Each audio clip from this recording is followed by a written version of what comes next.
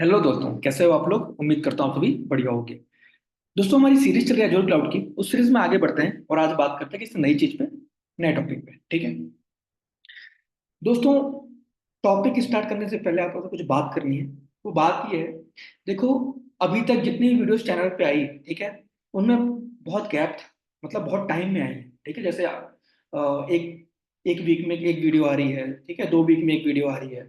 ठीक है, for example मैंने आज अपलोड किया कोई वीडियो, फिर मैं आपको एक हफ्ते बाद कोई वीडियो दे रहा हूँ या 2 हफ्ते बाद कोई वीडियो दे रहा हूँ, तो बहुत टाइम लग रहा था, है ना, अभी तक। क्योंकि दोस्तों पिछले 3-4 महीनों से या कुछ महीनों से मैं बहुत सारी प्रॉब्लम थी लाइफ में, ठीक है, हेल्थ को लेके और कई सारी चीज़ों को लेके। बट अभी चीज़ें स्टेबल है, ठीक है। और आज 24 सितंबर से आपको रेगुलर वीडियो मिलेंगी। ठीक है, ऐसा क्यों मैं कह रहा हूँ, क्योंकि देखो दोस्तों, हमको सिर्फ ये एजोर तक सीमित नहीं रहना या जीसीपी तक या टेराफॉर्म तक। दुनिया बहुत आगे बढ़ गई है। ठीक है, मैं बहुत सारी चीज़ों को पढ़ना है। मैं आप चाहता हूँ कि आपको मैं रियल इंडस्ट्रियल बेस्ड प्रोजेक्ट दूँ। ठीक है, कुछ लोग जानते हैं कि मैंने ये चीज़ पहले करी है, मैं इंडस्ट्रियल प्रोजेक्ट प्रोजेक्ट बता चुका हूँ लोगों को। ठीक है, और उससे बहुत लोगों ने जॉब भी ली, बहुत लोगों के काम आई। ठीक है, वो हमें स्टार्ट करना है। हमें इंटरव्यू वाली चीज़ें स्टार्ट करनी है। मैंने कई सारे इंटरव्यू दिए, इंटरव्यू लिए। ठीक है, लोगों की हेल्प भी करता हूँ इंटरव्यू देने में। तो मैंने देखा कि किस तरह का क्वेश्चन मार्केट पूछता है। ठीक है, क्या क्या क्वेश्चन की डिमांड है, कैसे हमको क्लियर करना है। ठीक है, और कैसे बड़ी बड़ी कंपनी इंटरव्यू लेती है, डेलॉइट, माइंट्री या बहुत सारी कंपनी। ठीक है, इन सब पे हम लोग बात करने वाले हैं। पूरी इंटरव्यू की एक सीरीज आएगी कि टेराफॉर्म में क्या क्वेश्चन है, कैसे पढ़ना है, क्या पढ़ना है। ठीक है, रियल टाइम प्रोजेक्ट में सीरीज आएगी। एडब्ल्यूएस में हम लोग कई सारे इंडस्ट्रियल बेस्ड प्रोजेक्ट करेंगे।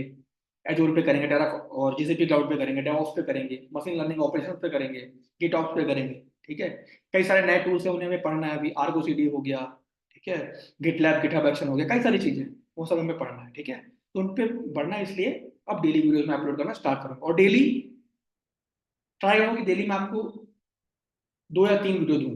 लेकिन अगर 2-3 नहीं बन पाई, एक तो आपको मिलेगी ही मिलेगी। ठीक है, और बस इस बने रहो, पढ़ते रहो, सीखते रहो, मुझे सपोर्ट करो। आपका सपोर्ट बहुत जरूरी है मेरे लिए, ताकि मैं ग्रो कर पाऊँ। ठीक है, चलो। देखो दोस्तों, एजोर में अभी हम लोग जिस टॉपिक पे बात कर रहे हैं, ठीक है, जिस सर्विस को भी लोग पढ़ रहे हैं, वो सर्विस कौन सी है? वो है बीनेट। ठीक है, फुल फॉर्म होता है वर्चुअल नेटवर्क।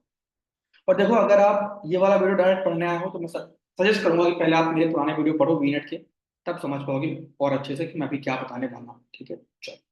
तो हम लोग बात कर रहे हैं वर्चुअल नेटवर्क के बारे में, ठीक है, हम इसके बारे में हम लोग पढ़ रहे हैं। ठीक है, और इसमें हमने कई सारी चीज़ों पे बात कर रखी है। ठीक है, हमने पैशन होस्ट पे बात कर रखी है। ठीक है, हमने वीनेट पियरिंग पे बात कर रखी है। ठीक है, हमने डीडोस प्रोडक्शन पे बात कर रखी है, कई सारी चीज़ों पे हमने बात कर रखी है। अभी वर्चुअल नेटवर्क पे 2 चीजें बची हुई हैं। पहला है एनएसजी। ठीक है, फुल फॉर्म होता है नेटवर्क सिक्योरिटी ग्रुप। और दूसरा दोस्तों फायरवॉल। ठीक है, स्पेशली इसको बोलते हैं वीनेट फायरवॉल। ये 2 चीजें हमारी बची हुई है वीनेट में। ये मैं आज ट्राई करूंगा दोनों बता दूं वीडियो। ठीक है, आज या कल में खत्म कर देंगे और फिर हमें एजोर में नई सर्विस स्टार्ट करनी है। ठीक है, हमारा वी वीएम हो गया है, वीनेट हो गया है। हमें अभी और भी चीजें पढ़नी है। देखो, वीनेट का टॉपिक बहुत बड़ा था। अभी हमें आगे और भी सर्विस पढ़नी है। ठीक है, हमें बहुत सारी चीज़ों पे बात करना है और बहुत इंपॉर्टेंट टॉपिक पे बात करनी है। ठीक है, जो आपके लिए बहुत हेल्पफुल होगा एजोर में। और एक चीज याद रखना, एजोर की बहुत डिमांड है मार्केट में।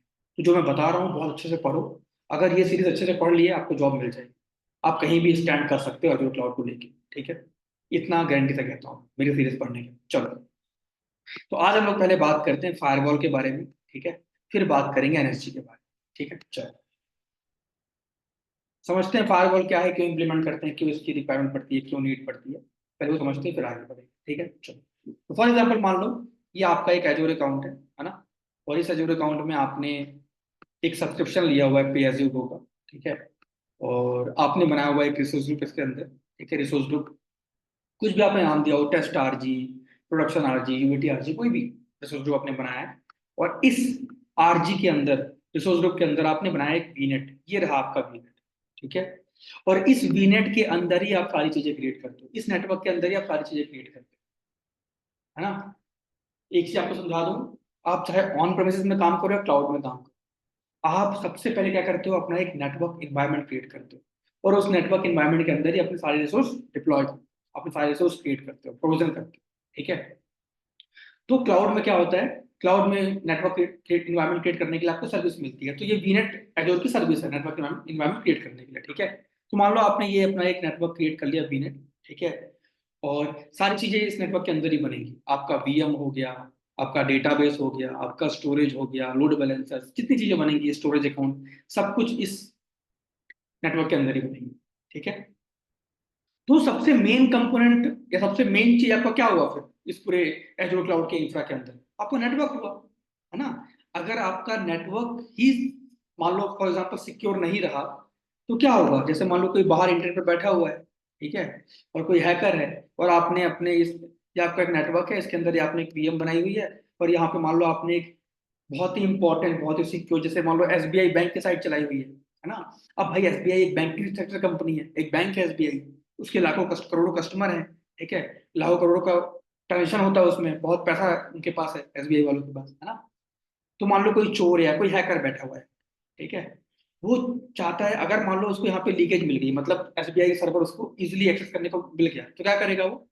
इस सर्वर को एक्सेस करेगा और कुछ भी हार्म कर देगा सर्वर पे, कुछ भी किसी का डेटा डेटा चुरा लेगा, कुछ भी कर लेगा, कोई भी पैसा यहाँ से वहां कर देगा, ठीक है। तो ये क्या है? ये प्रॉब्लम ना, एक ड्रॉबैक है। तो क्या क्या करना पड़ेगा? अब ये आ कैसे रहा है, इसके अंदर आ कैसे रहा है ये रिक्वेस्ट, ये यूजर, ये हैकर? सबसे पहले वो आ रहा है इस नेटवर्क के अंदर, ठीक है, ये नेटवर्क के अंदर चीजें बनेंगी, नेटवर्क के अंदर घुस के फिर इस वीएम पे घुसे, है ना। इसका मतलब क्या है कि आपको क्या सिक्योर करना पड़ेगा? नेटवर्क सिक्योर करना पड़ेगा कि भाई मैं चाहता हूं कि इस नेटवर्क पे ऐसे कोई भी एंटर ना कर जाए। बाहर से कोई भी अगर आ रहा है तो सबसे पहले वो कहाँ पे आता है? नेटवर्क पे आता है, नेटवर्क के थ्रू अंदर आता है ना। तो मैं चाहता हूँ कि भाई कोई भी ऐसे आसानी से नेटवर्क के अंदर एंटर ना करे, ठीक है, मुझे मतलब नेटवर्क सिक्योर करना है, ठीक है। तो वीनेट को सिक्योर करने के लिए, एक एक्सट्रीम लेवल की सिक्योरिटी प्रोवाइड करने के लिए, ठीक है, अनऑथराइज ट्रैफिक को ब्लॉक करने के लिए, अनऑथराइज रिक्वेस्ट को ब्लॉक करने के लिए, कई सारे एप्लीकेशन जो लोग एक्सेस ना कर पाए इस वीनेट के अंदर, उसको इम्प्लीमेंट करने के लिए हम क्या करते हैं? फायरवॉल इम्प्लीमेंट करते हैं, और ये सर्विस आपको वीनेट के अंदर ही मिलती है, ठीक है। तो वीनेट के प्रोटेक्शन के लिए, वीनेट को बहुत सिक्योर करने के लिए, बहुत मतलब आप कह सकते हो कि प्रोटेक्शन देने के लिए क्या करते हैं? फायरवॉल इम्प्लीमेंट, ठीक है। और ये फायरवॉल कहाँ मिलता है? वीनेट सर्विस के अंदर आपको एक ऑप्शन मिलेगा फायरवॉल का, ये वो फायरवॉल, ठीक है, ये फायरवॉल वीनेट के अंदर का ही फायरवॉल है। और इस फायरवॉल को हम लोग किस लिए यूज करते हैं? अपने वीनेट को सिक्योर करने के लिए, ठीक है। देखो मैं आपको देसी टर्म में लेमन लैंग्वेज में समझा रहा हूँ, अगर टेक्निकल जाओगे तो बहुत सारी चीजें होती हैं, ठीक है। और इंडस्ट्री में जब इंटरव्यू देने जाओगे तो कोई टेक्निकल आंसर नहीं सुनता, वो सोचता है सिनेरियो बताओ, सिनेरियो कि क्यों इंप्लीमेंट कर रहे हो, क्या यूज केस है, क्यों फायरवॉल इंप्लीमेंट करते हैं, इससे क्या फायदा होगा, ठीक है। आपको एक रियल लाइफ एग्जांपल देता हूं मैं। फॉर एग्जांपल, आप दिल्ली मुंबई कहीं पे भी रहते हो, ठीक है, आपने एक प्लॉट लिया हुआ है, ये आपका प्लॉट है, ठीक है, फॉर एग्जांपल ये आपका प्लॉट है। इस प्लॉट में आपको घर बनाना है, ठीक है। अब ये प्लॉट ना ऐसे खुले में है, ठीक है। अब ऐसे खुले ही प्लॉट में आपने एक कमरा बना दिया, वहां पे जाके आप रहने लगे। तो और यहाँ पे बगल से सड़क जा रही है, एक रोड है, ठीक है, और यहाँ पे लोग चलते हैं, चोर वगैरह सब घूमते रहते हैं, ठीक है। तो क्या होगा? आपका खुले में ऐसा एक कमरा बना हुआ है, और कभी आप दोपहर में कमरा खोल के सो गए, कुछ भी हो गया, क्या करेंगे लोग? यहाँ से अंडा करेंगे, आपके इस कमरे में आपके रूम को हार्म करेंगे, आपकी चीजों को हार्म करेंगे, आप एसेट्स को चुरा लेंगे, कुछ भी हो जाएगा। तो ये क्या है?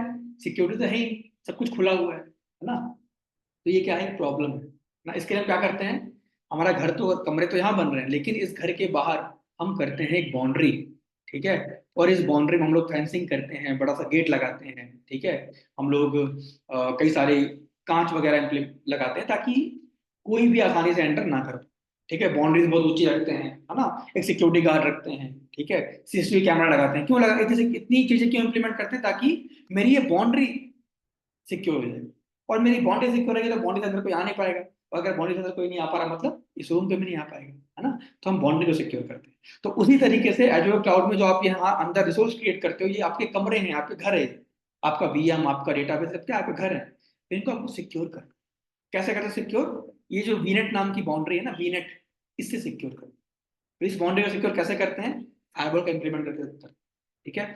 इस फायरवॉल में क्या कर सकते हो? बहुत सारे रूल इंप्लीमेंट कर सकते हो फायरवॉल के अंदर, ठीक है, कि इस नेटवर्क को ब्लॉक कर देना, ठीक है, इस कंट्री का एक जो नेटवर्क है उसको ब्लॉक कर देना, कंट्री का एक नेटवर्क होता है उसको ब्लॉक कर देना, ठीक है।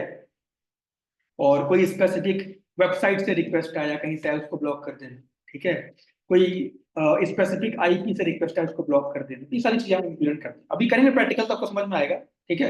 ये सारी चीजें यहाँ पे इंप्लीमेंट करी जाती है फायरवॉल के ऊपर, ठीक है। इससे क्या कर रहे हो आप, अपने नेटवर्क को बहुत सिक्योर कर रहे हो, ताकि कोई भी अनऑथराइज ट्रैफिक अनऑथराइज रिक्वेस्ट आपके नेटवर्क पर एंटर ना कर पाए, ठीक है। इससे हम लोग फायरवॉल इंप्लीमेंट करते हैं। चलो करते हैं प्रैक्टिकल फायरवॉल का, तो अच्छे से समझ पाओगे। हाँ, एक चीज और, इस फायरवॉल के बाद हम लोग पढ़ने वाले हैं, पता है क्या? हम लोग पढ़ने वाले हैं नेटवर्क सिक्योरिटी ग्रुप।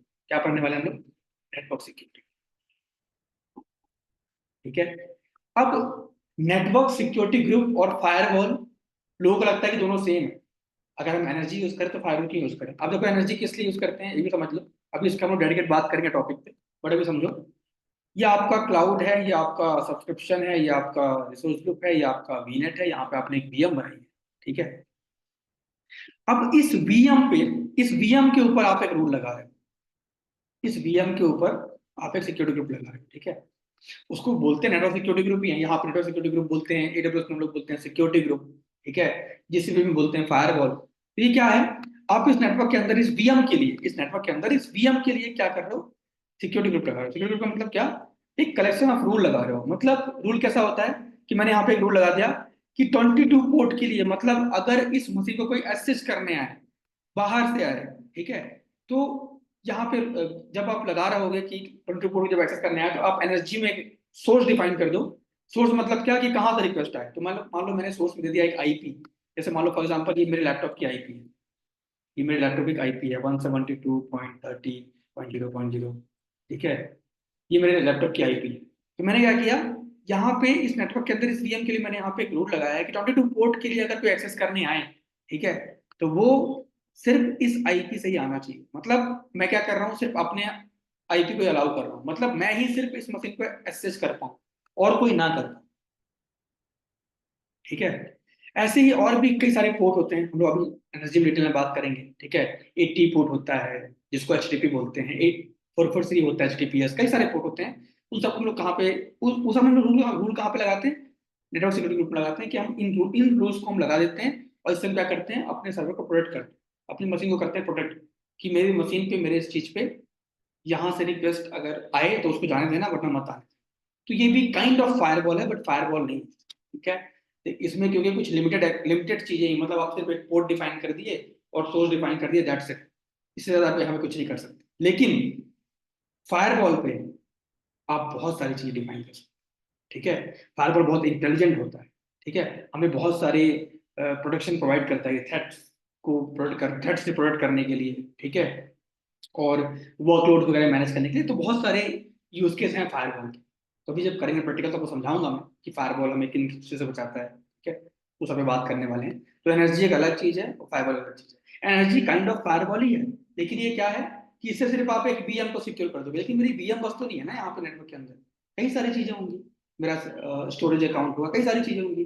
अब स्टोरेज अकाउंट के लिए तो मैं सिक्योर ग्रुप नहीं बनाता, स्टोरेज अकाउंट के लिए हम एनर्जी नहीं इंप्लीमेंट करते। लेकिन अगर मैं अपने नेटवर्क के बाहर एक फायरवॉल लगा दिया, तो वो फायरवॉल मेरे स्टोरेज अकाउंट किसी को आने ही नहीं देगा, मतलब नेटवर्क के अंदर ही नहीं आने देगा किसी को। तो वो कहीं भी नहीं जा सकता। कितने भी कंपोनेंट मैंने इंप्लीमेंट किए हैं नेटवर्क के अंदर, चाहे वो स्टोरेज हो, लोड बैलेंसर हो, कुछ भी हो, सब मेरे सिक्योर है अगर मैंने फायरवॉल इंप्लीमेंट किया, ठीक है। लेकिन अगर मैंने एनर्जी इंप्लीमेंट किया तो क्या होगा, सिर्फ मैं एक वीएम सिक्योर कर पाऊँ, सिर्फ मैं अपना डेटाबेस सिक्योर कर पाऊँ, कि मैं डेटाबेस पे कोई ना आ पाए, और ये जो इस सोर्स से, मतलब इस टॉपिक, इस रिक्वेस्ट से आए तो उसको अलाउ करना बस, इस आईपी से आए तो उसको अलाउ करना बस, ठीक है। ये सारी चीज तो करेंगे, एनर्जी में बात करेंगे, ठीक है। बट अभी हम लोग बात कर रहे हैं फायरवॉल पे, उसके बाद बात करेंगे एनर्जी पे, ठीक है। और चलो करते हैं प्रैक्टिकल फायरवॉल का, तब अच्छे से समझ पाओगे, अच्छे से रिलेट कर पाओगे। तो मिलते हैं। ये अगर इसमें मैं इंप्लीमेंट प्रैक्टिकल करूँगा फायरवॉल तो बहुत लंबा हो जाएगा। तो फायरवॉल के लिए मिलते हैं इसके अब जस्ट नेक्स्ट वाले वीडियो पे, ठीक है। स्टे ट्यून, बने रहो, देखते रहो, पढ़ते रहो, सीखते रहो और सपोर्ट करते रहो, ठीक है। मिलते हैं इस अगले वीडियो में फायरवॉल के प्रैक्टिस के साथ, तब तक के लिए बाय बाय।